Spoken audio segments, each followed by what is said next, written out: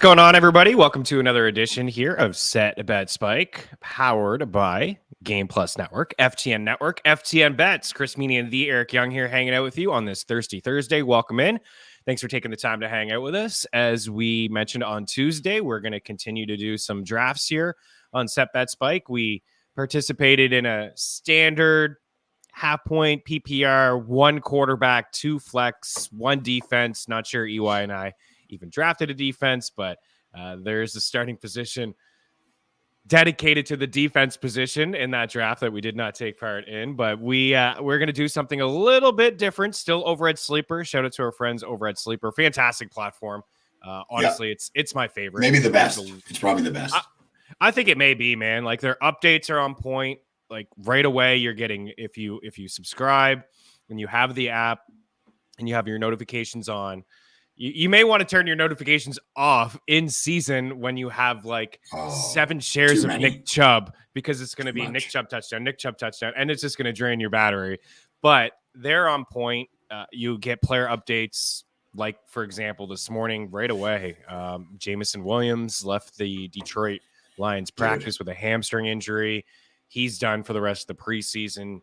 He's already suspended for the first 6 games of this season, and we didn't really see him at all last year. So he's got a mountain to climb. We're rooting for him, but not a great start to his NFL career. But man, I love that guy. I think he's got a lot to offer to a team. But unfortunately, is it crazy to you where he's going? Oh yeah, he's an immediate fade. I just don't want a guy that is not going to be. I can't use him for half of the season. So much can happen from week 1 to week 7. Like, injuries are going to happen. And it would be different if it was a hamstring injury and he was on the IR, then you could stash him on the IR. But he's suspended, right? Like, that's how he'll be labeled. Unless maybe this, I don't know, maybe they're helping the fantasy community out. And now he's got a hamstring and now he'll be on the IR.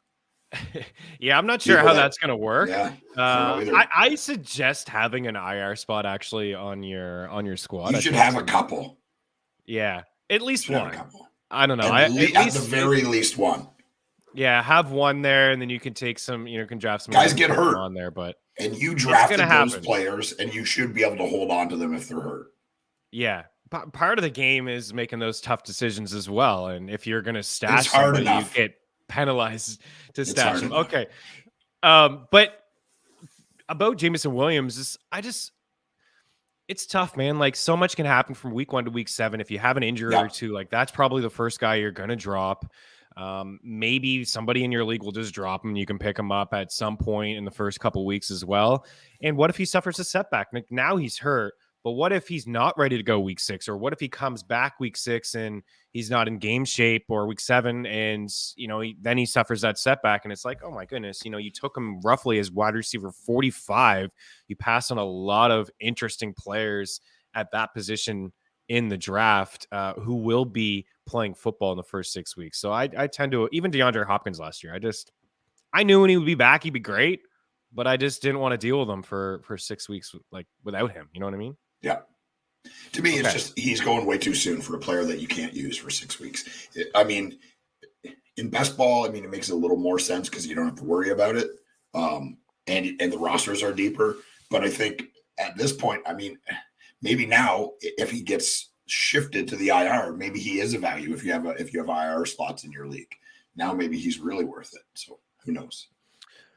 So we're going to take part in a SuperFlex draft here. I think I have the settings properly. If you do a mock draft on Sleeper and you just have like one of your flex spots as a quarterback play, they won't typically go that early. But I am looking for some people to fill this draft, and I'll post the link here in a second. So EY, you're already locked in. It's a 12-person draft, 2 quarterbacks. You got to start 2 quarterbacks in this draft here. And we got a couple flex plays, and I believe we have it set at a half-point setting here. So you picked number 4. Reason behind picking number 4? I like it to be difficult when it doesn't matter. And that's the difficult spot. I guess you assume the first 3 picks will be the 3 that first. And if it's not, it could be, it could be Jefferson, it could be Chase, because that's how the computer sees it. That's how they're ranked. I'm not taking any of those guys. Like, I'm still pro running back, especially at the top of the draft, because the bell cow running backs are so far and few between, and I think it's such an advantage. I think they're still really good number one receivers available past the second and third rounds. There's just more players at that position. Again, they're not going to be Jefferson. They're not going to be Chase. They're not going to be Diggs. But I just feel better having kind of a little bit of a weaker wide receiver position because there's more wide receiver. After the first week, there's going to be some guy that goes off and everybody goes after the waiver wire, right? It's just inevitable. And there's just more receivers in the league than there are running backs, especially receivers that are going to catch the ball because it's a passing league now. So if I had a choice, and we do here, I would pick one of the first three spots in a SuperFlex league. I think it's beneficial to get a Jalen Hurts, a Patrick Mahomes, a Josh Allen. I still think that by the time it comes back to you, there's a lot of different options there. Typically, quarterbacks will fly off the board. And while the rest of your league maybe is zigging that way, I like to go the other way and zag sometimes.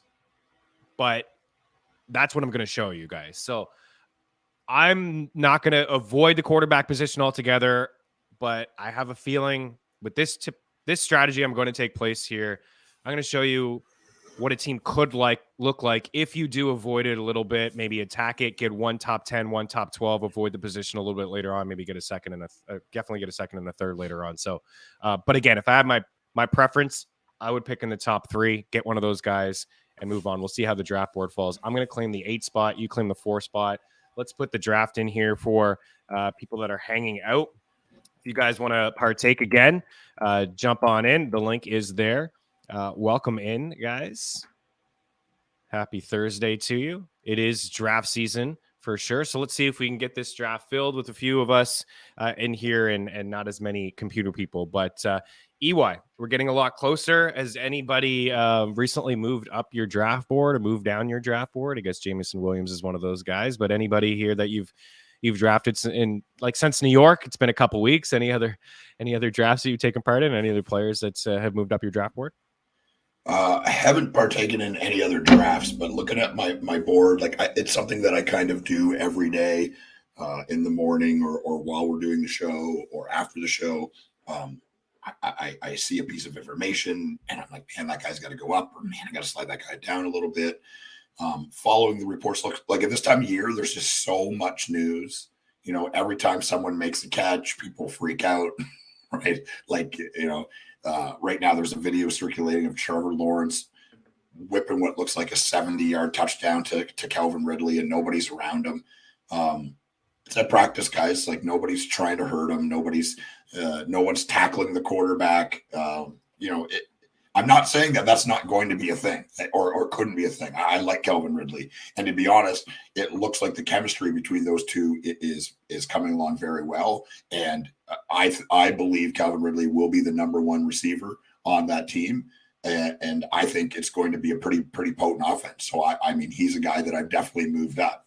I keep moving running backs up. Right now on top of my board, I've got McCaffrey, Eckler, and Nick Chubb, my first 3 picks. So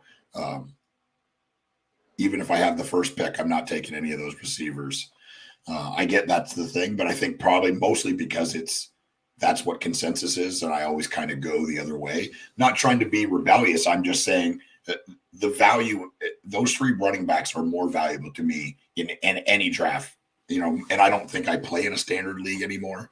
Half point PPR or full point, those guys are more valuable than those receivers are going to be. So that's my opinion, and that's I'm always putting my money where my mouth is.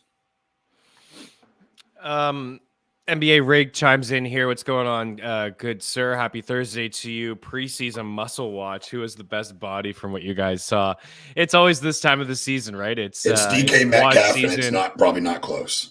It's always DK Metcalf. How about Mac Hollins? I've seen some photos of Mac Hollins. He looks like a beast. I see some people moved him up the rankings. I just don't feel like there's enough volume in the passing game in Atlanta to like garner 4 guys. Like, we know that Pitts and Drake London, and then Bijan's probably going to catch 50 balls. Cordell Patterson, I guess, will be sprinkled in here and there, but there's an opportunity for a wide receiver 2 to get on the field and play some wide receiver 2 sets, but I don't think that those guys I don't think Mac Hollins could be fantasy relevant this season. Is there a situation where you'd start RB two RBs in the first, Eric? Is there a situation in this format? I suppose the question would be because I think both of us agree we would start RB in a standard half point setting. It's not for me. I'm hero RB, punt RB too, but I could see myself doing it. But in this format, is there a scenario where you would start running back? This format, it makes it more difficult because quarterbacks are going to fly off the board, and they should. You mean like a quarterback, having one of those top three is such an advantage. It's like it guarantees your team.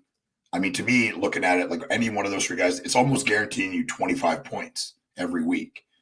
And starting off with 25 points as almost as automatic as it gets is an advantage. I'm definitely against drafting Kelsey in the first round. If you want to do it, you can. It's just too much to pay for my tight end, and I don't like the way my teams look when I'm done. I've definitely done mock drafts where I've taken them because I'm curious to what the team will look like, and it just kind of makes me sick to my stomach. So I just avoid it, and I punt it to like very, very late. If I can get Waller and like in between the 6th and 7th, somewhere there, I like him there because I think he's gonna be the number one in New York.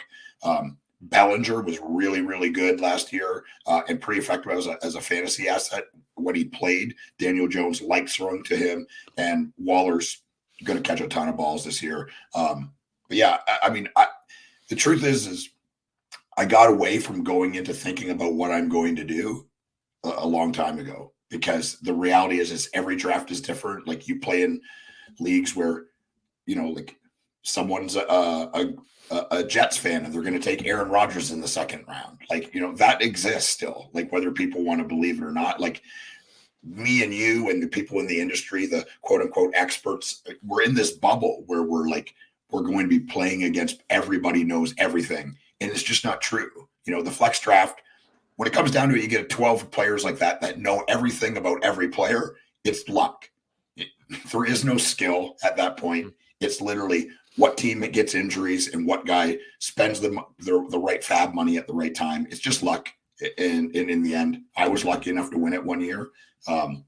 But in the end, it's just luck. Playing in other leagues, home leagues, and places like that where people don't live this and breathe this, like psychopaths like me and you.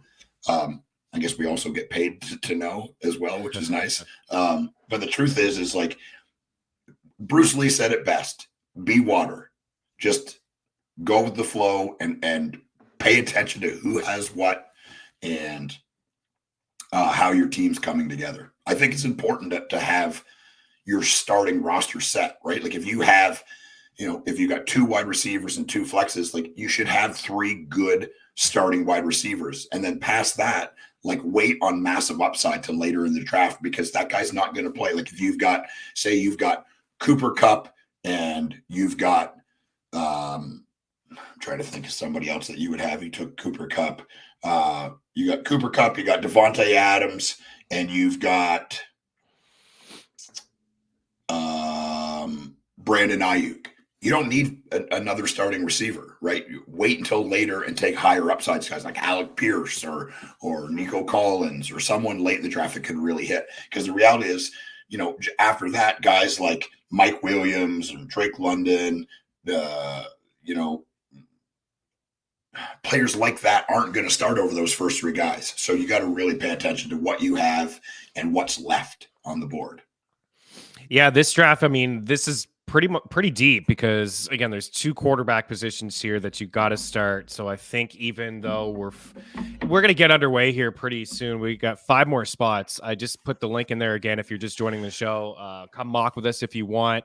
We're doing a super flex. You got to start 2 quarterbacks. We have 2 running backs, 3 wide receivers, a tight end, and then 2 flex spots. So you really could, if you wanted to, and I think that's the way that I'm going to do this draft, just to kind of show you guys. I'm not going to punt quarterback all together. We'll walk through the strategy as we get going here. I see, yes, NBA rigged. You are right beside me again, so you're going to snipe me all draft long, and that's fine. I'm here for the snipes.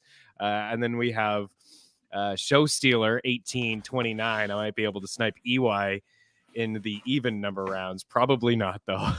You have some confidence in yourself and your draft abilities. I think you can do it as well. So yeah, we're just looking for 3 more spots to fill, and then we can get going here on this draft. At The Athletic, we did a mock draft at the Athletic. A shout out to our guy Nando Defino, who took care of us at the Perfect Pint. Well, actually, it was a GST. We met up a little bit later on after drafting at the Perfect Pint, and I shout out to the magazine, the Athletic magazine, Jake Seeley and company. I want to give them some love. It's fantastic. I avoided quarterbacks, and I picked in the 3 spot, and I came away with a trio of wide receivers that were Jamar Chase, Garrett Wilson, and Devontae Adams. Everybody else was heavy quarterbacks, heavy into the running backs.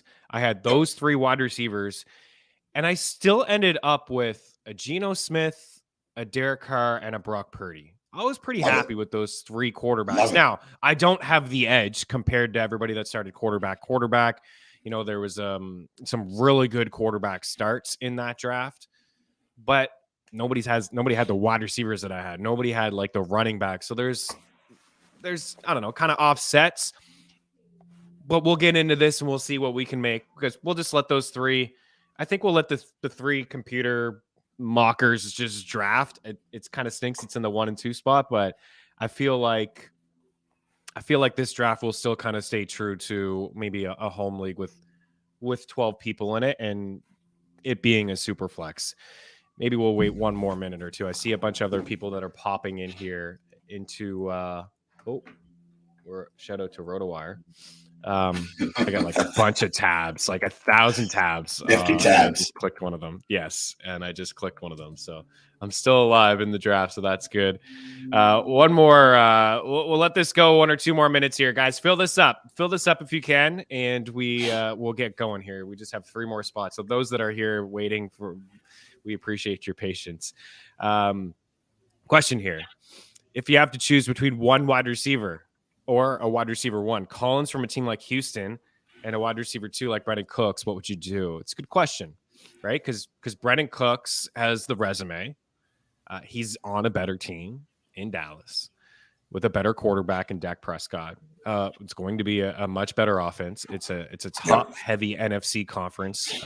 There's going to be some real nice cake matchups for the Cowboys.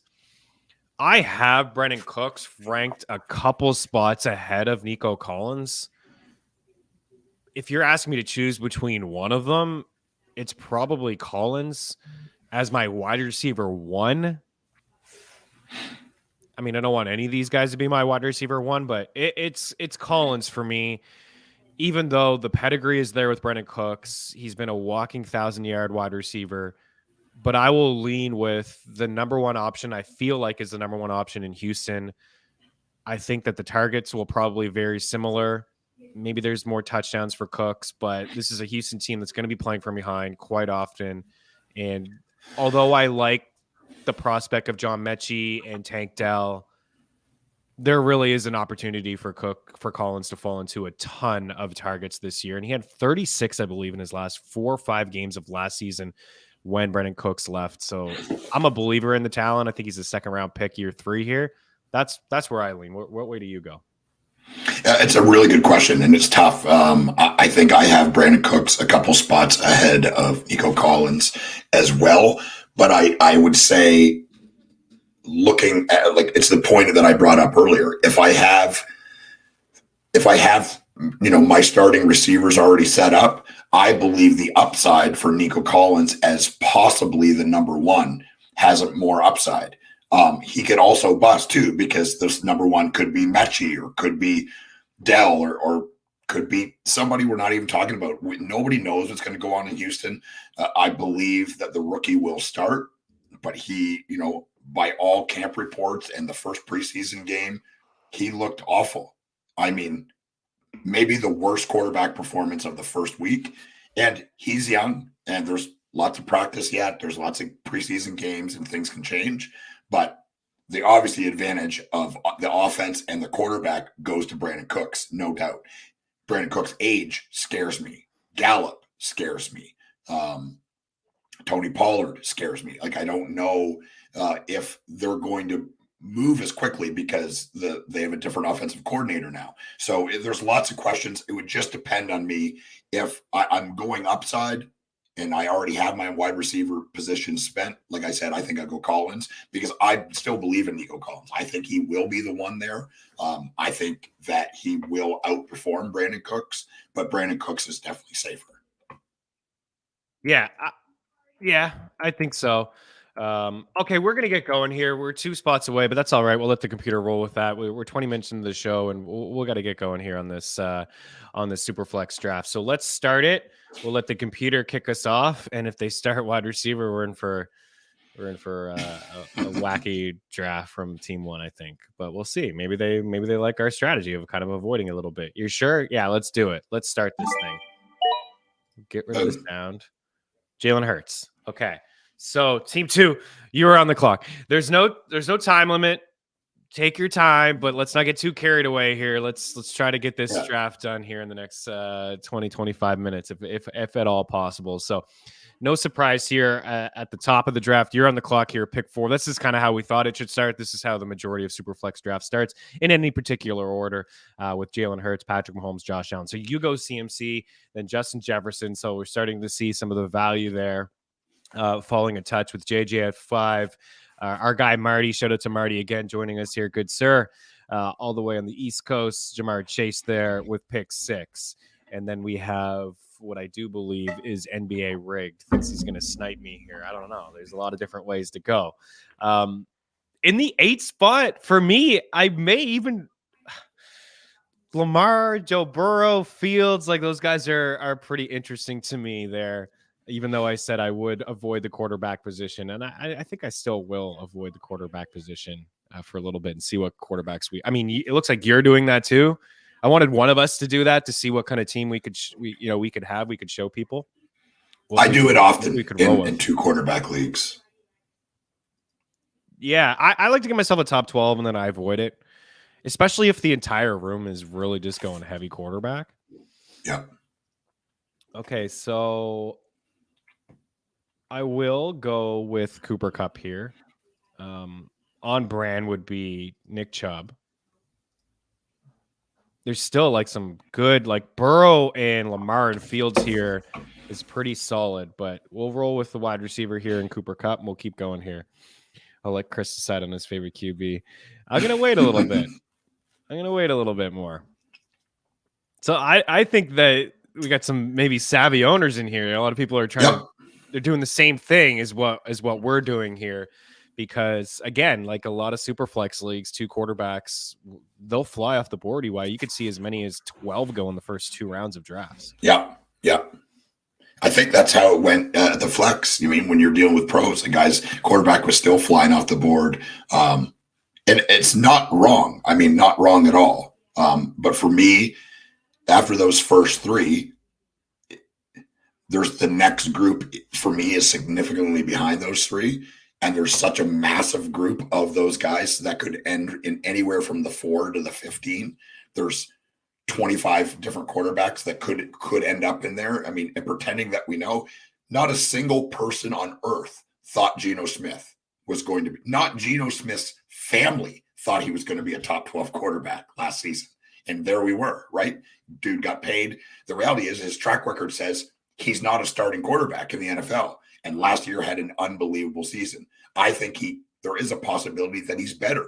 His offense is better, right? If Walker and Charbonnet, if one of the 2 can at least stay healthy, they're going to be able to run the ball. The number 1, the kind of consensus number 1 wide receiver goes there in Najigba. So like it's, he could be better. Would I bet on that? Absolutely not. But it is possible. I like to start here from Team 12, even though, again, zigging and zagging. Yeah, everybody else is I really like that. I like it too. And if you can get by those 2 could be the number 1 quarterback. Either one of those 2. I told you I'm getting a Justin Herbert jersey. I don't even like NFL jerseys, but I'm going to get one. Eric, high on Herbert. Must be watching the show. High as a kite.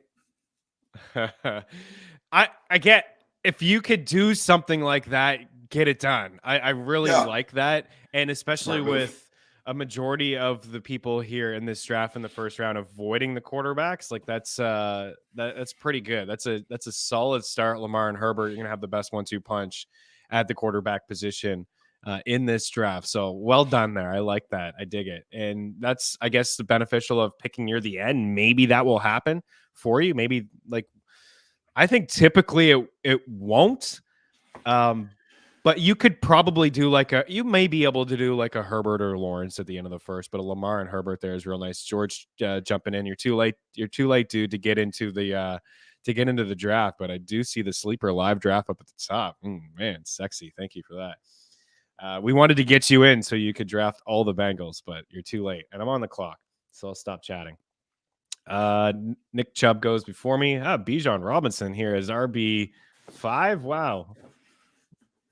Taking our advice, I guess. I'm just gonna go Trevor Lawrence here for me to get a guy. I'm gonna avoid it though. I'm gonna go another wide receiver. My quarterbacks are not gonna be fantastic here, but we'll see what happens. Yeah, T-Law's the pick. Yep. T-Law's the pick. NBA rigged. Team 12 should thank you for not taking a QB. Man, this is what happens. I like it. Show Stealer, 1829. When the top 3 QBs went for me, it was either CMC or JJ. So EY made the decision for him by picking CMC. He went with JJ. And Show Stealer, 1829, is now on the clock. Got a couple wide receiver starts. My guy Marty. Chasing CeeDee Lamb, gets his boy CeeDee. Cup and AJ here. A Jefferson and Bijan start. Like it. Dig it. That's a good one. What's EY thinking here?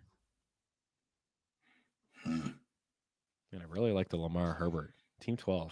Like it. Dig it. Homer pick, but let's see. You start 2 receivers, I start running backs, and let's see what happens. Okay, so you got 2 backs here as you're starting, and then we get to the end of the Mahomes and Kelsey stack. Yes, Mahomes and Kelsey stack. Allen and St. Brown there. Yep. And then we have Jalen Hurts, Devontae Adams. Have you ever seen Kelsey go that late in a draft ever this year? I haven't. No. In a SuperFlex, this is typically where he kind of falls. I've seen him in the mid-second, early second, even in a SuperFlex. And people I can't hate on it. Like Travis Kelce's the man. He's a wide receiver 1, right? He's going to catch over 100 balls, over 1,000 yards, double-digit touchdowns. He's a stud. A little bit of a balanced attack there with the first couple teams, right? We got a quarterback, wide receiver, and a running back, quarterback, tight end, and a running back. And then we have team 3 here on the clock with Josh Allen, Amon-Ra St. Brown. And we will see what pick number 3 is here. So it's an interesting strategy. I like playing SuperFlex. You know, some of my buddies don't like to. They say it overvalues the quarterback position, but I like just having everybody in there. Like in a standard 10 team or a 12 team, when you play one quarterback, there's just so many appealing options on the waiver wire. For me, I like the deeper the league, the better. Like when you and I play in that Fantrax hockey league, like where can I get some 4th liners on the waiver wire to play in my starting lineup? I just want to play with everybody. And sometimes there's really good matchups that you like from quarterbacks that could be sneaky. And I like having them involved in fantasy. Garrett Wilson there is your wide receiver 1. Good call. I thought I was going to get him. Yeah, I love him this year. It looks, there's been tons of reports of the offense for the Jets not clicking very well. I think they figure it out. I mean, Aaron Rodgers is still Aaron Rodgers. I don't think he's Aaron Rodgers from 3 or 4 years ago, but I still think he's really, really good. They're going to be able to run the ball as well. I love Garrett Wilson. I think he's a stud. Yeah, he's in for a real nice season with Aaron Rodgers. But yeah, he is a stud. He was my favorite player out of the draft a couple years ago. And yeah, there's a lot to like about him. And of course, we are getting the upgrade at the quarterback position this year with Aaron Rodgers, even though he's coming off one of his worst seasons of all time. I went over quarterback rankings and tiers yesterday on Mean Streets. If you guys are interested in that, talked a little bit about the SuperFlex strategy and quarterbacks to target in those SuperFlex leagues, guys that I like a little bit later on that we'll try to get here on this show. Eric will have a QB battle with Chris in the middle round. Love to see who wins the QB picks battle. Yeah, because we're waiting it out here quite a bit. NBA rigged is on the clock, and he's thinking, what does he do? What does he do? Loves the Mahomes, Kelsey stack. Always the best stack burger. In on that one as well. Eric, you sniped my wide receiver. NBA rigged, you're on the clock. Time is ticking. All right, Devontae Smith.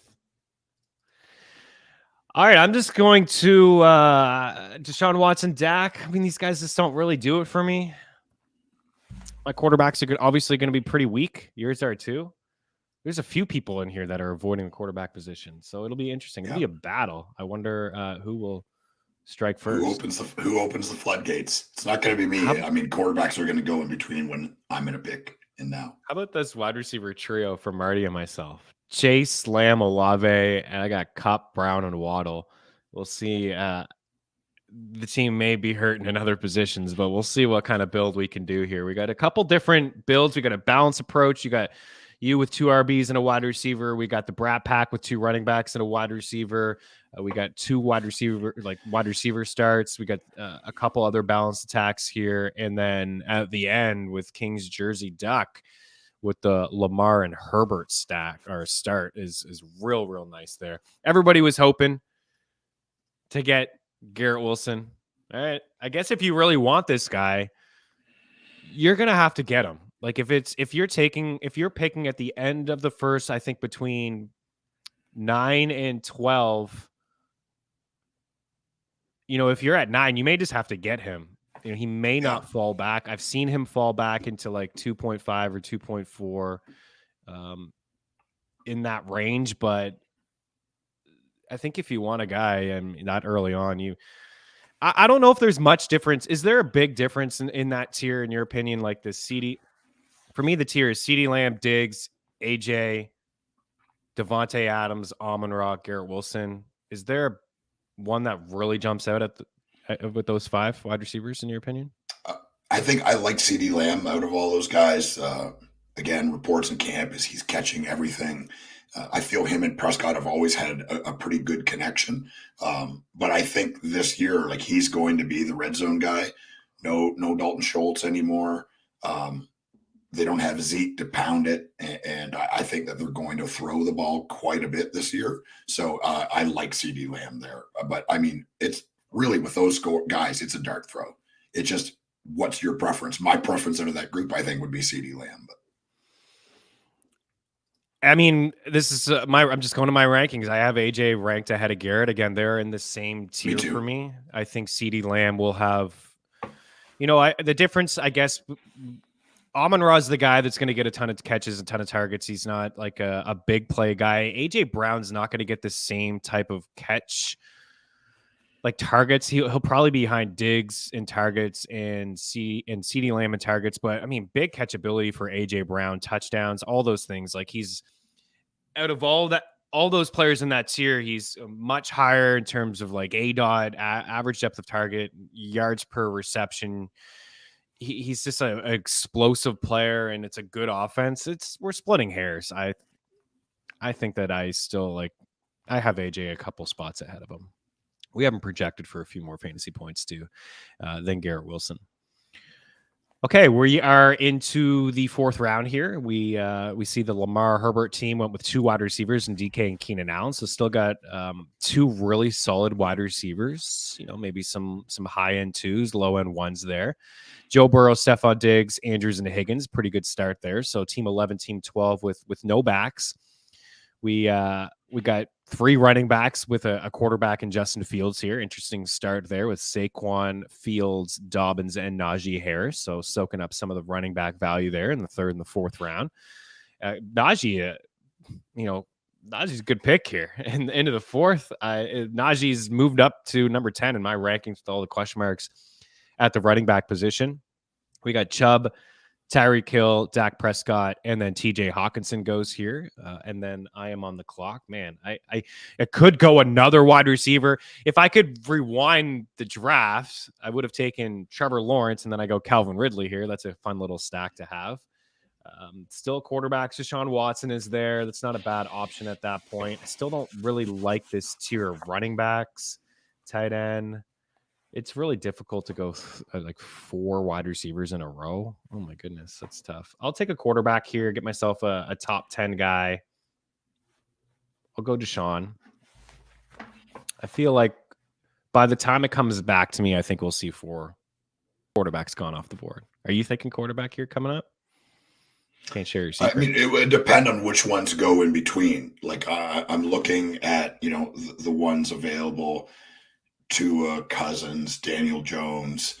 I think Rodgers is interesting for me with that stack with him and Wilson. But then you get into kind of like dart throws and upside guys, Richardson. I still like Geno Smith, Russell Wilson. I mean, who knows? I mean, is he going to be Russell Wilson or is he going to be Russell Wilson from last year? I don't think it's possible to be as bad as he was last year, but maybe he's just burnt. I don't know. So, and the problem is with like a lot of these guys, you're not going to see them play in the preseason, right? They're just not going to play. Pers Cap stole my guy. TJ Hawkinson. I think I butchered your name. I'm sorry. I'm not good at pronunciations. Do you have the best quarterback, wide receiver, running back combo so far? Let me see. I don't know if there's a lot of teams that have a quarterback, wide receiver, and a running back. You have Eckler, Lawrence, and Devontae. It's nice. Just doubled up with a second quarterback there in Kirk. It's very nice. Josh Allen, Amon-Ra, and Joe Mixon's pretty solid. Pretty solid. Amon-Ra touch ahead of Smith, and Allen, of course, ahead of Lawrence, and Eckler's a touch ahead of Mixon. But I like both of those. I like both of those starts. The best one is probably team one, assuming Jonathan Taylor is going to be playing the full season. Jalen Hurts, Devontae Adams, and Jonathan Taylor. Devontae Adams may be one of the most disrespected wide receivers, in the first couple rounds of draft. Like, this was a top 3 wide receiver last year. He was didn't miss a beat without Aaron Rodgers. Derek Carr, he was shut down, told to leave Las Vegas, and Stidham came in and he was awful in a couple of the games, but Adams still got a boatload of targets. Jimmy GM is an upgrade over Stidham. I'm a little uncertain about Devontae Adams. You bring in Jacoby Myers. I just think the Raiders are just going to be a mess this year, but they should be throwing the football quite a bit. They really should. Yeah, he is quarterback proof. I thought he's quarterback proof. You go back to Green Bay when Rodgers suffered the injury and it was like Huntley in there. Or was it Huntley? Still getting it done. Still getting it done. Yeah.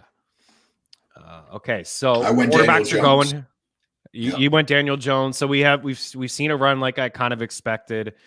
So Deshaun Watson to myself, Kirk Cousins, Tua, to I was going to pick Ridley, but the guy in front of me sniped me. He got me good. That's who I had in my queue. That's who I was going to take. Well done. The Brat Pack. Sniping EY. Sniping. Just a guess. Guys, how is Ridley's yards this year? Yeah, Ridley is man, the first preseason, I don't want to look into it too much, but Christian Kirk looked like he wasn't getting it on the field in 2 wide receiver sets. Jake seems really concerned. It's still early. Yeah. But when you bring in a guy like Calvin Ridley, who the last time we saw him in a full season, this is a 1,400-yard campaign from him. He was top 3 in end zone targets. He was a beast. He is a beast. He's a good wide receiver. We haven't seen him in quite some time. It's like 5 games over the last 2 years. But when you bring in a guy like that, it is going to hurt Christian Kirk. They like Zay Jones. So Zay Jones is a guy that's staying on the field. Evan Ingram. There's a lot going on in Jacksonville. There's a lot going on. It's a good situation for Doug Peterson and Trevor Lawrence. There may be some inconsistencies there from all of these guys. Like, I don't expect Zay Jones to have 900 yards. I don't expect Christian Kirk to be a 1,000-yard wide receiver. Evan Ingram's his target share is going to be on the decline a little bit. I think Calvin Ridley can get 1,000 yards. I think we have him projected for like just over 900. I think he's got the upside to be a 1,200-yard wide receiver in this offense. Catch 85 balls and score 8 to 10 touchdowns. Like, he's that good. I would go 1,000 yards. That's my guess in terms of yards.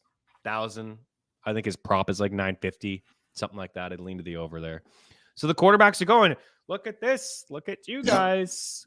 This is why I did it, Deshaun. If I didn't do it, I'd be looking at Goff or Russ as my QB1 here. So, all right, good for you guys there, getting all the wide receivers.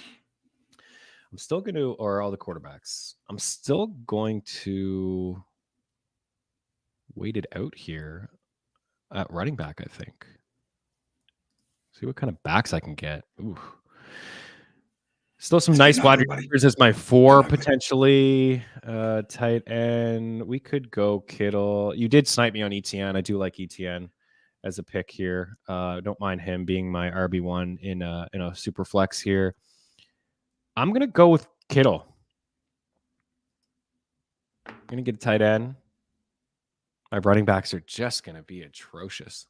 And that's all right, Marty. We're gonna be battling it out. Marty started Chase, Lamb, Olave, Tua, and Anthony Richardson. There's a handful of us here that have 2 quarterbacks. EYU are 1 with Daniel Jones and Aaron Rodgers. We got Tua and Anthony Richardson there. We have Lamar Jackson and Herbert as we round out round 5 of this super flex draft, courtesy of Sleeper here on Game Plus Network and FTN Network. You guys are hanging out with us live. Smash that like button. You have any comments, any questions, you can leave them there. We'll address them hopefully here on this show.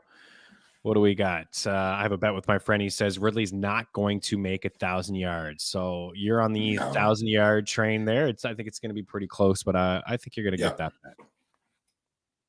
You're going to get that bet.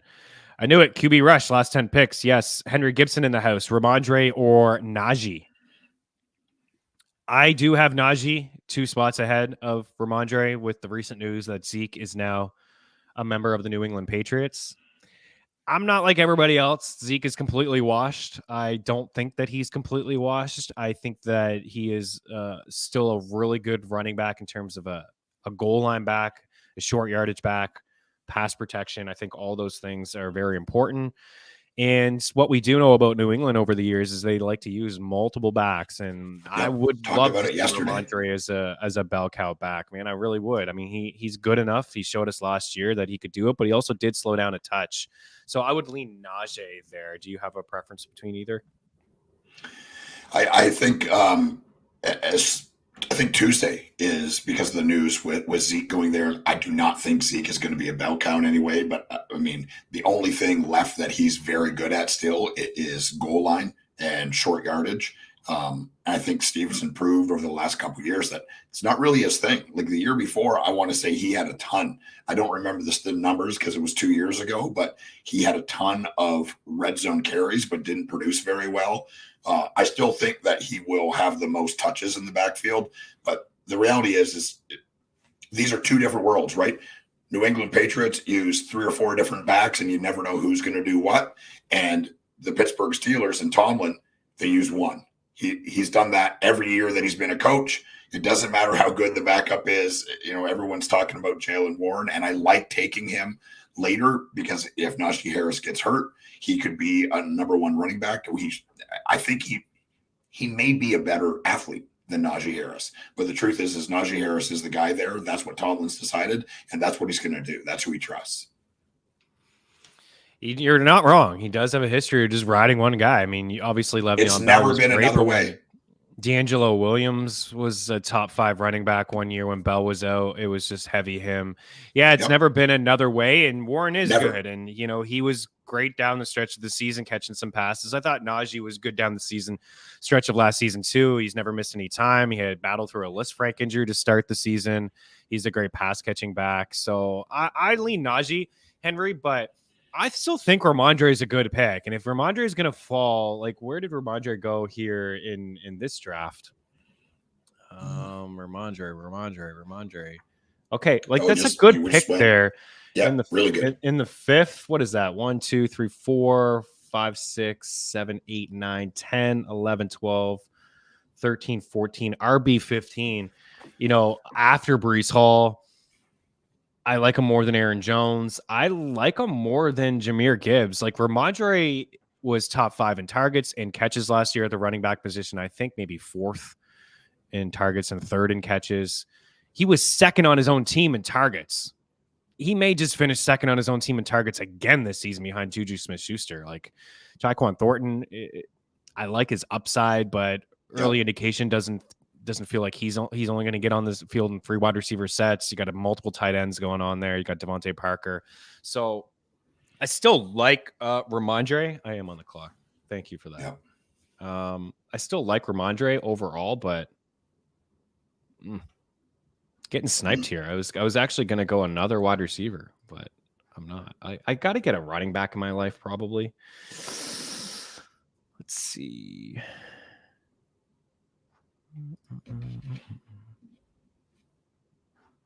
All right, let's go with your boy.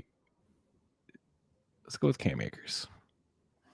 I was going to go your boy Dameon Pierce. I call him your boy now. This time last year, you were not drinking the Dameon Pierce Kool-Aid.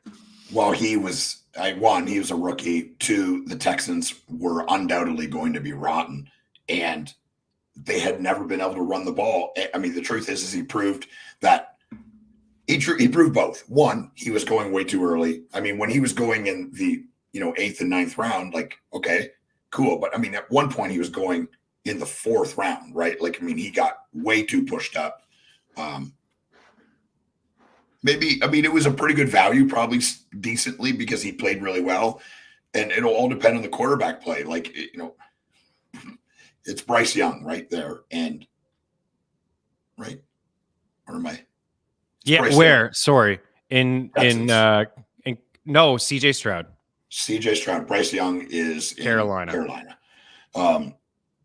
Yeah, CJ Stroud. And I mean, CJ Stroud has looked absolutely awful, and there hasn't been any good reports out of camp of him being the guy. And the truth is Davis Mills was brutal last season, but when he played in the preseason, he looked better. He had better command of the offense. So we'll see.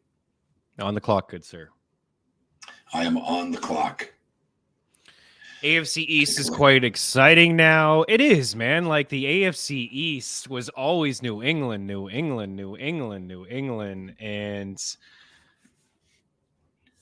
now you see the Bills over the past couple of years with high expectations, still, Super Bowl aspirations for sure. Miami with what they've done over the past couple of years, trading a lot of draft capital, getting in like Tyreek Hill and Waddle. Tua, we want to stay healthy. Unfortunately, Jalen Ramsey went down, but some exciting players on both sides of the field there. Mike McDaniel, I think, is a really good head coach, man. He's going to be one of the better ones in the NFL in terms of a play caller. And then now the Jets defense is legit. It's fantastic. Yeah.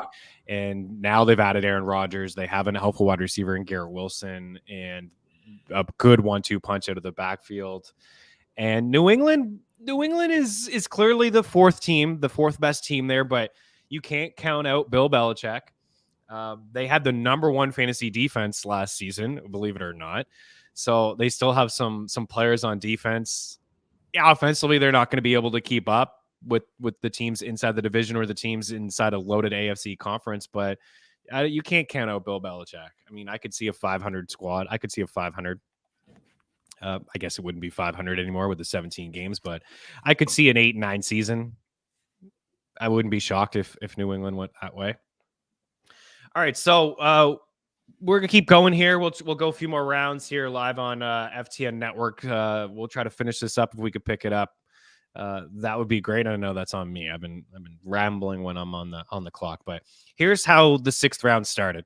Kyle Pitts, Terry McLaurin, DeAndre Hopkins, Drake London. You're still getting yourself some solid wide receiver 2s in the 6th round in a SuperFlex draft. A little bit of a running back run here. Cam Akers, my first RB. Miles Sanders, 3rd RB here for NBA Rigged. Marty takes his first running back with Alexander Madison. Nice little squad there, Marty, with 3 wide receivers and Chase Lamb, Olave, Tua, and Anthony Richardson there. Pierce, 3rd running back for the Brat Pack. Geno Smith, the quarterback. Justin Jefferson, Calvin Ridley, 2 solid wide receivers, and Robinson and Jacobs. I like what's going on there. You are on the clock, EY. You got CMC, Derrick Henry, Garrett Wilson. Did you just get sniped again? Yeah, I was going to go Darren Waller. Yeah, got me good. Love it. Got me good. Daniel Jones, Aaron Rodgers, Jerry Jeudy. We have so interesting. The the first 3 teams, one of them is mocked here by the computer, but with Hurts, Mahomes, and Allen, none of them have a second quarterback. So they're going to have the anchor quarterback kind of ride those guys, and I'm sure they'll be waiting it out. I dig it. If you could get, that's where I said it at the start of the show. That's where I want to draft. I want to get one of those guys, and I want to wait it out. I want to wait it out at the position as long as I can and get some other options there. So I like that start quite a bit. Let's also stay on brand. Whoa. And get Javonte Williams. Cam Akers and Javonte Williams won a lot of consolation brackets with those guys a couple years ago. I love Javonte Williams there. They started slow and they picked it up. Okay, we're into the 7th. Dallas Goedert. Actually, the end of the 2nd went Judy, Mike Williams, Brendan Ayuk, Chris Godwin. The start of the 7th, a couple tight ends here in Dallas Goedert, who's just impressing here in Philadelphia camp. I think part of that is the linebackers, the safety play in Philadelphia is pretty weak, but Goddard's a good tight end. James Conner, Darren Waller, Tyler Lockett to yourself as your 3rd wide receiver. Love it. Russell Wilson, Deontay Johnson, Evan Ingram, Javonte Williams to myself, and then we're here in the 7th at pick 7.9. Talk to me about Lockett, undervalued. Yeah, I mean, I took him on Tuesday as well. I mean, every year he finished last year with more fantasy points than DK Metcalf. I know that the rookie is there, but I mean, he's not going to supplant Tyler Lockett playing on the outside. I saw, I think NBA rigged ask Rodgers over Geno Smith. It's proof of production. Geno Smith has had one good year, and I'm not willing to bet that he's going to do that again. I'm willing to bet that Aaron Rodgers is going to do what he's done for the last 15 years. He had one bad year last year, but was a bit of a weird year there with Devontae Adams not being gone. I mean, obviously him not trusting the rookie wide receivers until later in the year. But I'm going to pick Aaron Rodgers over Geno Smith in every single draft and live with the consequences. All right, Aaron Rodgers. It does feel a little bit different though this year, doesn't it? Like he's with the team, he's rejuvenated. It's fun. Some young blood, some new blood. I dig it. And I'm not a big Aaron Rodgers fan. I respect everything he's done. He usually annoys me, but I think he's going to be extremely motivated, giving up some money to get in it, bringing a guy like Dalvin Cook, have that 1-2 punch like it had in Green Bay as well. So it'll be I think a good season for Aaron Rodgers. And you're right about Geno. I mean, he's only done it once. I still like Geno, so you'd be easy on him. We are now just starting the 8th round. I really like what Team 12 is done here with Lamar and Herbert. You know, 3 solid wide receivers in DK, Keenan Allen, and DJ Moore. So still got 3 solid wide receivers. Kyle Pitts. I mean, why not, right? Rolling the dice, some upside. Let's not forget about the rookie campaign he had. And then still 2 appealing running backs here on good teams in Dave Montgomery and James Cook. So it just goes to show, like, waiting it out the running back position. I feel like myself, I got 2 in Akers and Javonte, you know, waiting it out here a little bit at RB. Team 11, not so much into Walker and Swift, so I can bash Team 11's squad because it's just the computer. But I'm out on both of those guys and Walker and Swift. I don't take any shots at anybody here, but I'll be honest about your squads. I like everybody's killing it. But Swift, it's just going to be a time committee, a full-on committee in Philadelphia. I think Swift has the higher ceiling, but I don't know. I'm not really digging it. And Kenneth Walker, I'd feel like Zach Charbonnet is going to cut in. Walker doesn't run any routes. I'm on the clock here. I'll get going. Walker didn't run any routes. He struggled near the goal line, struggled in short yardage situations, and the team drafted another running back in the 2nd round. Quarterbacks: Carr, Love, Pickett, Stroud, Howell, Purdy, Jimmy. We're running out of QB2 options. That's for sure. Derek Carr is not a bad guy here. Do I go another running back and then I avoid the position for quite some time? That's probably what I'll do. I'm going to take Rashad White. So we'll go 3 running backs here in a row. And then I'll probably forget about the position for a little bit. Jordan Addison's a great call. A great call there. NBA Rick, you're on the clock. You're on the clock. Keep it going. Keep it going. Some people got to work. Some people got to work for a living. I get that. I like Rachaad White. I think I've talked about him enough. I'm not sure. Sometimes I feel like I'm repeating myself on some of these shows, but Rachaad White, I think he's one of the better backs outside RB25 that could be a true bell cow back for Tampa Bay. Yeah, the offense is not going to be fantastic. The team's not going to be great, but they may surprise you. They still got Chris Evans. They still got Mike Evans and Chris Godwin. Kate Otton's a nice little tight end I like. They still got some players on defense. And I think bringing in Dave Cannell's new offensive coordinator in Tampa, was with Seattle for the last 13 years and has been known for like a lot of zone schemes, which Tampa just didn't run last year. And the difference between gap and zone, you're getting offensive linemen moving, you're creating holes, opening up space, which will help Rachaad White. Plus, he caught 50 passes as a rookie. Leonard Fournette was top 4 in targets and catches, like 80-ish targets and like 68-ish, 70-ish catches. He's gone. Bye-bye. See you later.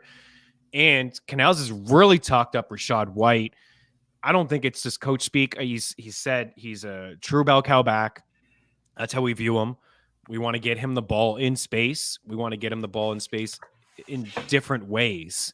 And to me, that means like moving the line, some out zone runs, potentially some screen passes, get him the ball in space and let him go. Cause he wasn't efficient last year. He was, in terms of forced missed tackles, yards off to contact, he was graded as one of the worst backs, but I don't know. Like, I think that a new change in the scheme can help this team out a little bit. I get it. Brady is not there dumping it off, but Baker has a history of dumping it off, and it could be Kyle Trask in there as well. So I think Rachaad White is a great hero RB target or a punt RB2 if you can get him as your RB3, RB2. I think that he could be. I think he could be a league winner if somebody is taken in the 6th to 8th round. I think he could be a solid RB2 for people. Yeah, it could be. And at that point in the draft, right, it is dart throws. Like you're just going with upside. And you laid out the case for upside big time, right? I mean, he very easily could end the year that way. And if you have guys that are going to start above him, it's a great pick. It's a great pick. Yeah, we'll see. I mean, there's not a lot of competition. I like taking a shot on Tucker's a little bit later on. Sidetracked here. You are on the clock. Yeah. Went Gibson because of the upside. You went Gibson. Yeah. I like it. Talk to me about Gibson, about that backfield. I think that it's a guess of who's going to play, right? I think they showed last year that they trust Brian Robinson coming off the injury. Some of the reports are that he's slimmed down. He looks a little bit quicker this year, which is good because some of the times last year it looked like he was running an oatmeal, right? Like he's not a fast guy, not super explosive, big body, going to get, hard to tackle. He's all those things. But Gibson is an elite athlete and played wide receiver. I know we've heard this a million times, played wide receiver in college, can obviously run routes and catch the ball very well. I think, the new offensive coordinator there, I believe that Sam Howell will be an upgrade from what they were last year. And I think they're going to throw the ball a ton. And having McLaurin and Dotson on the field at the same time, and Curtis Samuel, those 3 guys are all people that you have to respect. And I think that's going to give very, very light coverage to someone like Gibson, who can catch a ton of balls out of the backfield. So yeah, I think just the upside. I'm not going to start him over McCaffrey or Henry or probably even Pacheco. But he could replace Pacheco if Pacheco doesn't do what I think he's going to do and be the number 1 in Kansas City.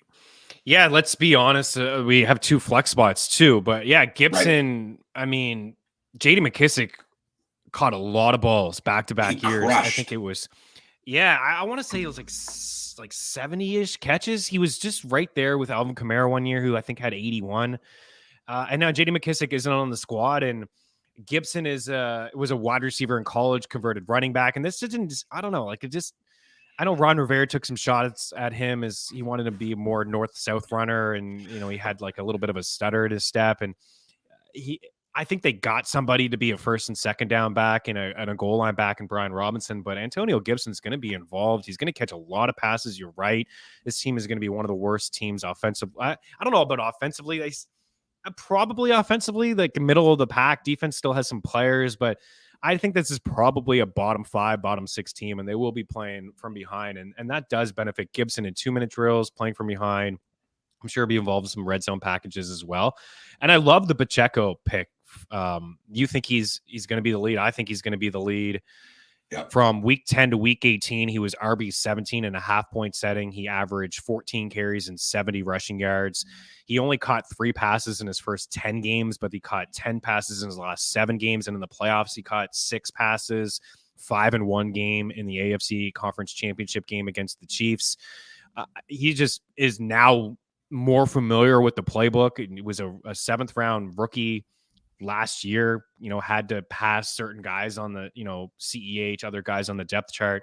Now he comes in feeling like the man, the starter, understanding the playbook. The team trusts him. Andy Reid has been great with running backs. I mean, Brian Westbrook and Kareem Hunt, Jamal Charles, LaShawn McCoy, like he's done some great things with running back. It's still a pass happy offense. Like it's still going to be inside the team will be inside the top 5 in terms of pass percentage. But it's a good offense. They're going to score a lot of points.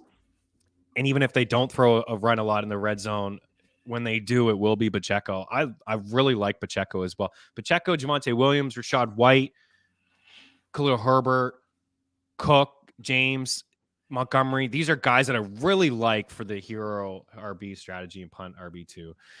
All right, we did see Derek Carr and Young go here. This may feel like a... Let's see. What do we got? Let's read the room. I mean, team 1, 2, 3 got to get a quarterback. You're good. Other guys are good. I'll wait it out a touch more. Let's wait it out a touch more. Bateman. No. Sky Moore. Don't mind that. Let me take a shot on Cortland Sutton. Let's take a shot on Cortland Sutton. I like that. I think I took him on Tuesday too. I don't know. I think it's just decent value. Roughly wide receiver 45-ish. He was hurt. We're all pretending like Jerry Jeudy's going to be the number 1, but Cortland Sutton got paid like a number 1. I think it's arguable that he could be the number 1. So we'll see.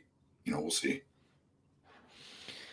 NBA rigged. I think this might have been my best drafted team so far. Stacked the right guys and didn't get sniped that much, mostly due to Chris not being on top of his game in this draft. I don't know. My squad's okay. I think it's I dig it. I dig the team here. I like my wide receivers and Kupp and AJ and Waddle and Quentin Johnson, Cortland Sutton. I like my running backs and Cam Akers, Javonte, Rashad White. I don't have an alpha running back. I like the Sky Moore pick. There, Marty. I dig it. I was kind of back and forth between him and Cortland Sutton. I don't have a second quarterback. Deshaun's my top 10 guy. I think he's a top 10 guy. I could see him, with upside to be a top 5. Getting the bats from George, that's great. I don't think I deserve the bats. I think I was off brand a little bit with George Kittle. You're right. NBA rigged about that. We'll see if I can get my guy to go with George Kittle. Spoiler there, sneaky. Don't snipe people. And I'll be happy with that. George Kittle is one of the better tight ends. I'm not breaking any news here. In the first few weeks of last year, it's like, where's George Kittle? He's always blocking for Jimmy G. George Kittle was Brock Purdy's guy, right? He had 7 touchdowns in the last 4 or 5 games. He was running more routes. He was getting more targets. He was used inside the red zone. I know there's a lot going on there in San Fran. You got CMC catching balls out of the backfield. You got Brendan Ayuk and Deebo Samuel. It's a good offensive squad. I think, and it's probably the reason you're saying it's off brand because I've said this a bunch, and I really like TJ Hawkinson. I have no problem with Mark Andrews and Kelsey. If I don't get those guys typically, those guys in tier 1 and tier 2 for me, I usually wait it out at the tight end position for a Schultz, for an Okonkwo, or really wait it for a Higbee. But now I got a tight end that I can just roll out there every week, and I don't want to worry about it. There is something that I think everybody in this draft can agree with me. There's something to be said when you have a tight end. It does feel good to have that tight end. You're just putting him out there. You're just playing him every week. You're not, oh man, this tight end guy. Like Cole Kmet had back-to-back weeks with 0 fantasy points. You dropped him. You didn't play him. And then he went on a run where he scored 4 touchdowns in 2 games. It's like, oh my goodness, it's so frustrating. It's just nice to have a tight end. You just roll with that. I mean, it is nice, but after, like I said, like I would have taken Waller, the guy sniped me in front of me. So I moved on, and I will not, after him, there's nobody that I believe in enough to be bothered paying a high draft capital. I'll maybe take two near the end of the draft and hope one of them pans out. And the truth is like there's 3 or 4 guys and then everybody else. And it's just a dart throw every week. And I'll stream. Like, I mean, I'll take 2 guys, hope one of them hits. And if one of them doesn't hit and one of them, like, it's Komet, he gets 0 points again, then I'll pick up another one and stream one against a bad defense or a team that doesn't, play well against tight ends. I'll just stream for the rest of the year. We did see Team 1, Team 2, and Team 3 finally take their second quarterback. I still dig that strategy. I really like it. If you're picking at the start, get one of those 3, wait it out, take the value at running back, wide receiver, and then these are good targets as your second quarterback. Team 1 with Jordan Love. I do believe Jordan Love is a good SuperFlex target there as your second quarterback. Matthew Stafford, I'm not totally in on, but good value to wait. I'm just a little bit worried about the injury, but I know that we all know his ceiling is completely high. I'm going to go Brock Purdy here, and I love it.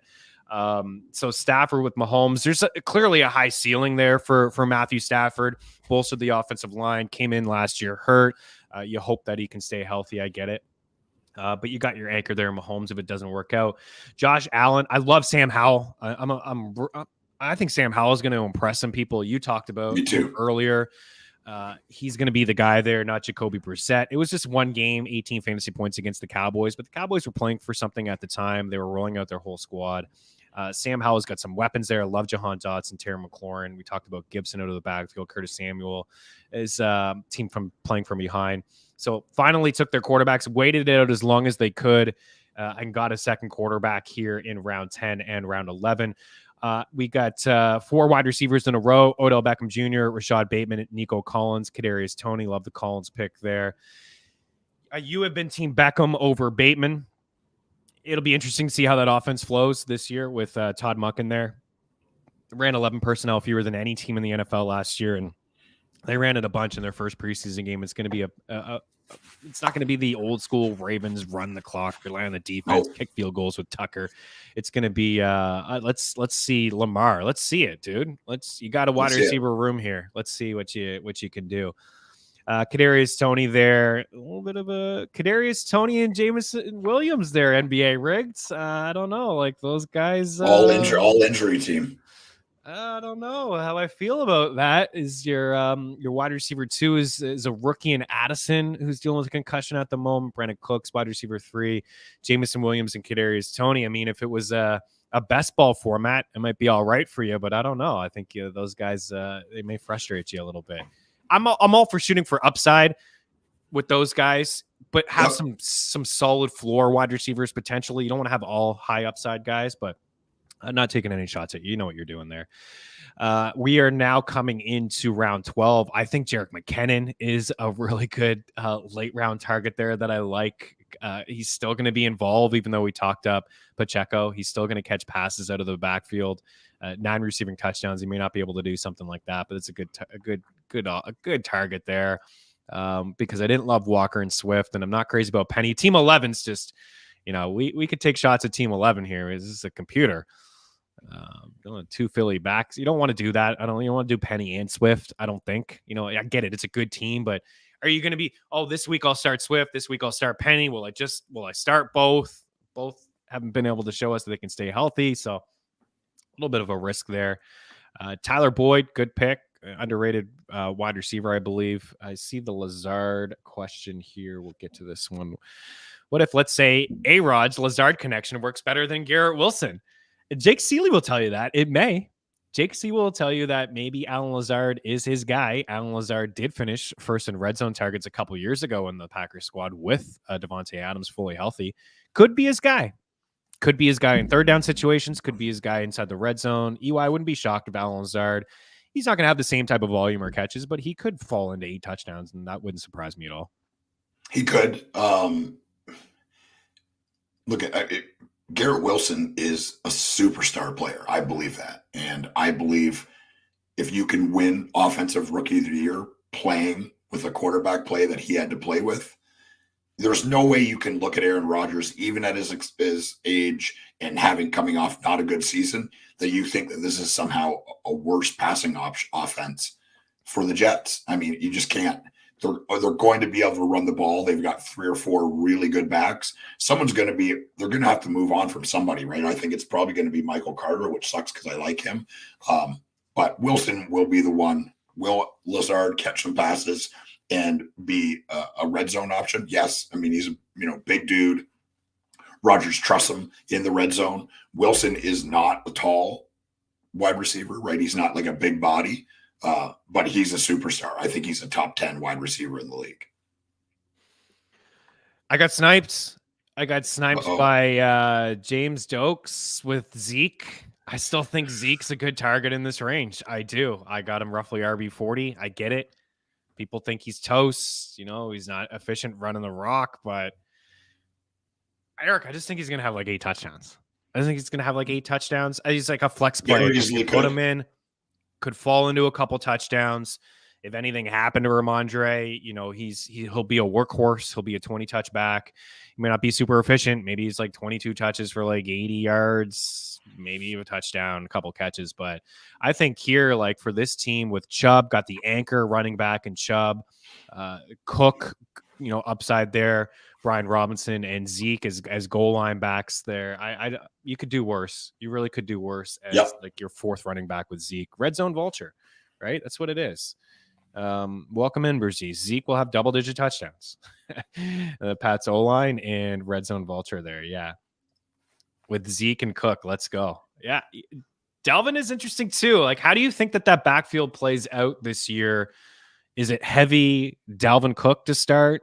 And then when Breece Hall's ready to go, he overtakes it? Or is this just going to be a full-on 1-2 punch all year? It's going to be a good real-life situation, but maybe a headache for fantasy.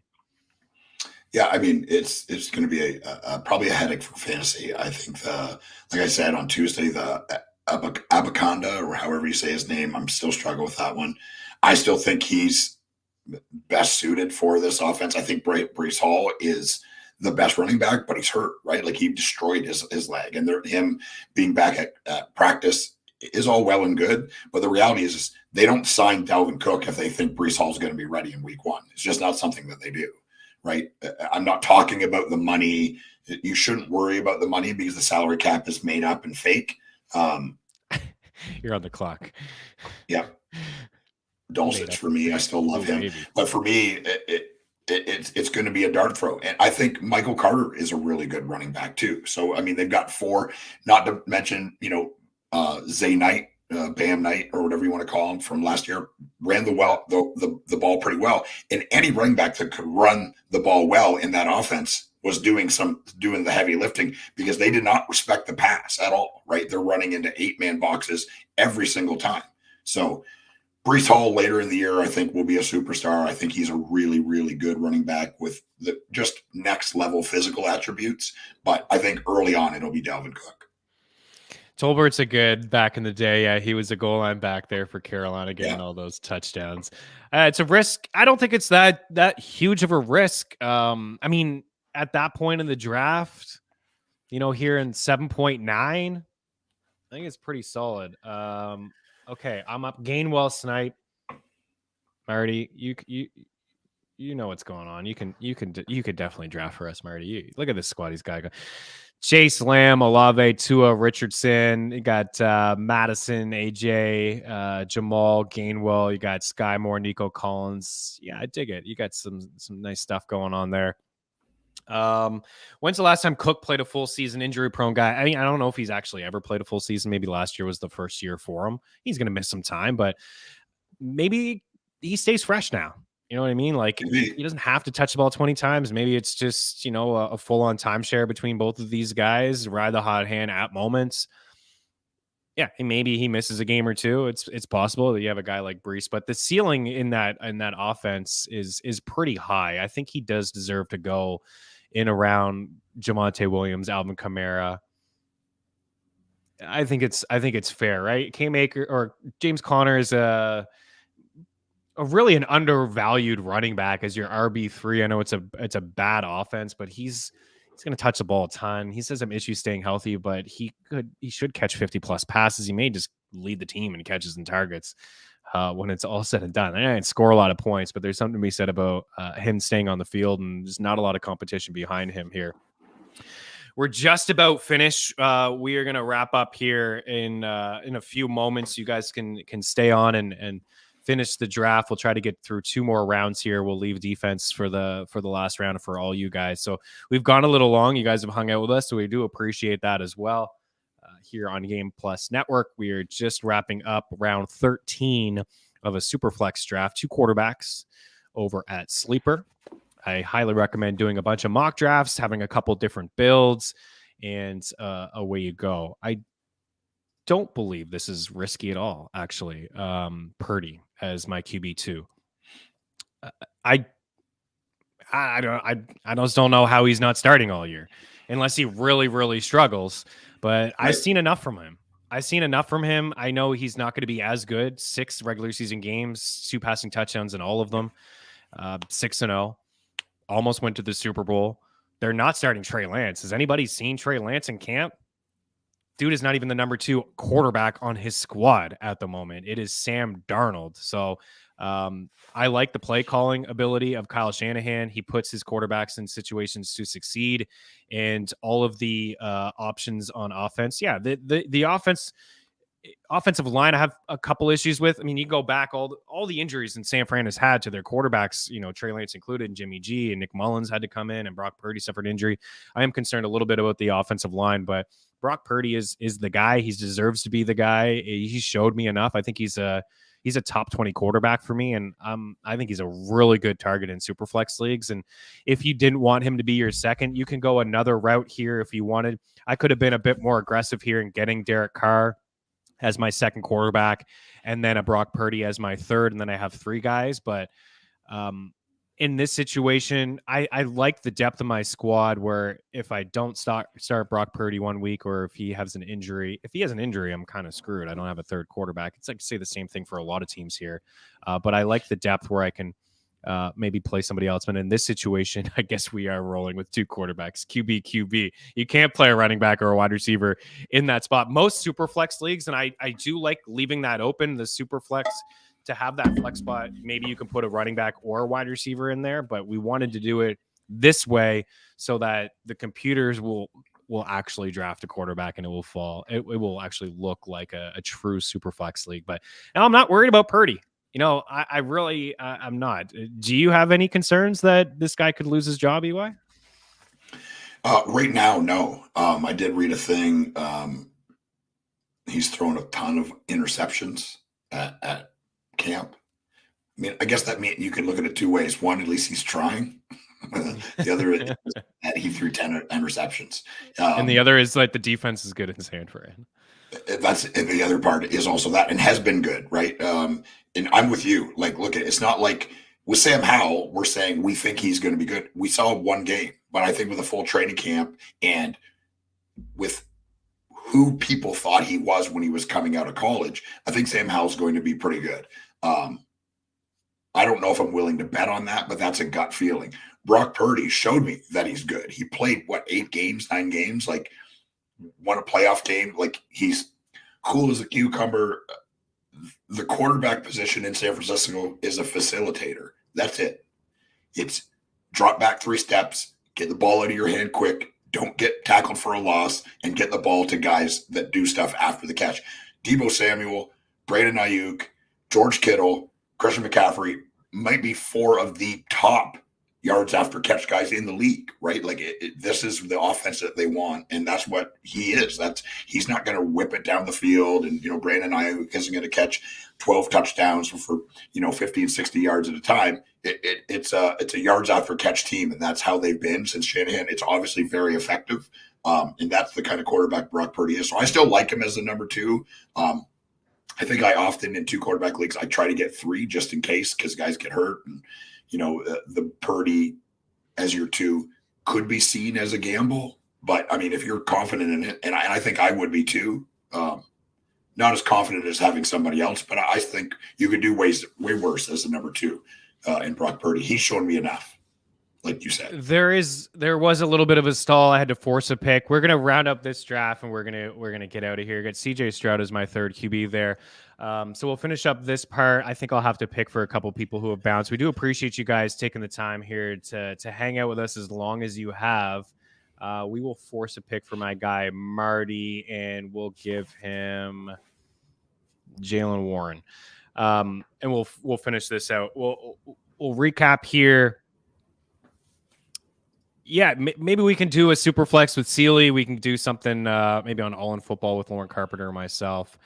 Yeah, I mean, I really do like Purdy, guys. I think he's if he gets hurt, sure. You can say that about anybody. But if he does get hurt, he'll lose that job. But he's on the way.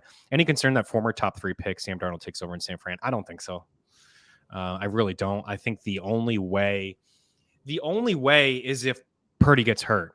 I don't think he's going to struggle that much. Like, he's not as good. I don't think he's going to be as good as what he showed last year, but the team is so good. Like, the team is so good. He doesn't have to do that much. He doesn't have to drop back 40 times and throw the football. As long as he's not throwing those interceptions that you alluded to earlier, the defense is good enough. The schedule is soft, right? And the conference is weak. It's top heavy. That I just feel like Jimmy G, right? Game manager. He doesn't blow you away. Jimmy G blow you away over the past couple of years? No, he always kept his job. He did enough for them to win games. He just didn't win that big game when it mattered.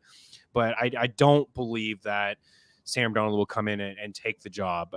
The only way is if there's an injury and somehow Purdy is just absolutely throwing picks left, right, and center, and this team is not winning ball games. And we could see that. But I do believe that he's ahead of Trey Lance.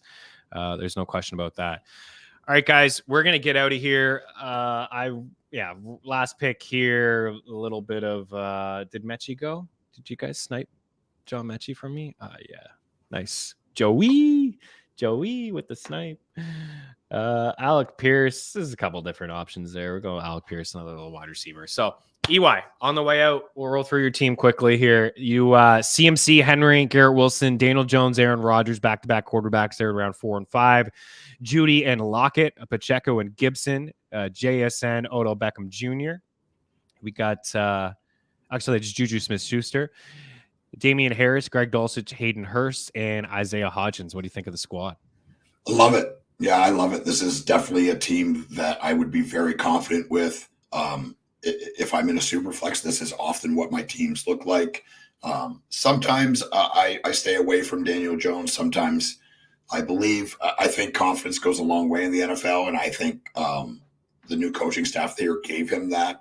I think he's likely the most underrated runner in the NFL at the quarterback position. He's really, really good at it and has always been good at it. And his confidence now with his passing and a number 1 target in Darren Waller, I think that he's going to have an even better year than he had last year. So I love this team. Love it.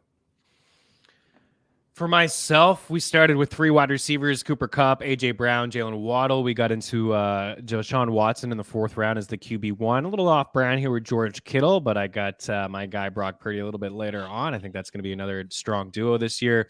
Cam Akers, Javonte Williams, Rashad White, Rashawn Johnson. So only 4 running backs here and some question marks for sure. Javonte Williams, Rashawn Johnson may be a guy. I like him as a target. I wanted Zeke. Thank you for that, James. But Rashawn Johnson, he may just be one of those guys like Javonte Williams and Cam Akers in their first year where you're be patient with these running backs and maybe they overtake the backfield. Devon A-Chain, Rashawn Johnson, maybe they have larger roles in the second half of the season. Jonathan Mingo, Stroud is my 3rd QB, Alec Pearson there, and then just rounded it out with the Jets defense. So if I could go another way, maybe I avoid Kittle and I get into DJ Moore and I have like a 4 wide receiver group that I love, and then I wait out at the tight end position a bit more. But I like the squad. You and I both waited it out a bit at quarterbacks. We see team 1, team 3, and team 2, 1 and 3 waited out at quarterbacks, getting Love, Stafford, Murray later. Like that.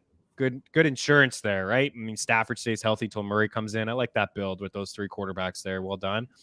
Josh Allen with Sam Howell and Kenny Pickett, like that as well. See, you can wait it out, a bit and get yourself a couple flyers that, you hope that Howell or Pickett take the leap forward. Pickett, 1st round quarterback last year. You typically see those first-round quarterbacks take that leap forward into year 2.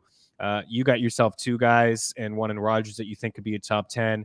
Gino and Russ, I like this as well. Weighted it out a little bit. Undervalue both of those guys. Tua and Richardson. No third quarterback. Probably would have won a third quarterback there just because I feel like Richardson probably starts all year, even if he struggles. But Tua health does have to be a concern. If you're going to draft him, I think you need a third there as just insurance. T-Law and Kirk Cousins. I don't need a third. You got 2 top 10. You know, Kirk Cousins has shown us he could be a top 10.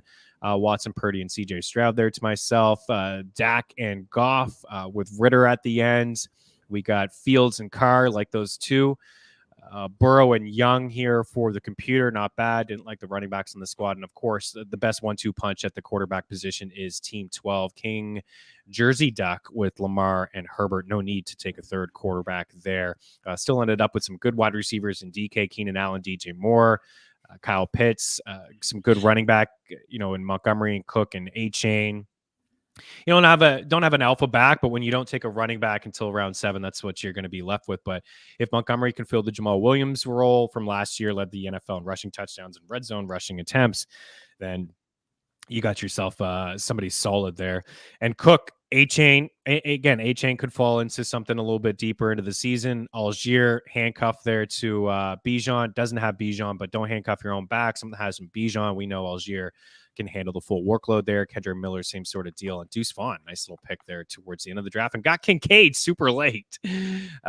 Great. Yeah, Kincaid and Pitts in there. You can roll 2 tight ends if you want here with a couple flex spots. So good stuff. These teams are all really good, guys. We do appreciate you guys taking the time here to breaking news. Mixon acquitted of all charges in his case. So I guess that is good news for Mixon and Bengals fans here as well.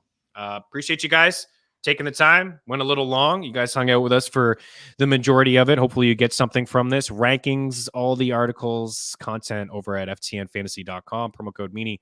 Save yourself a little bit of cash. We have a couple more weeks before week 1 of the NFL season. So maybe we'll turn our attention to a couple best ball drafts, and we'll have an episode where we talk our favorite targets, sleepers, and busts as well. Appreciate you guys.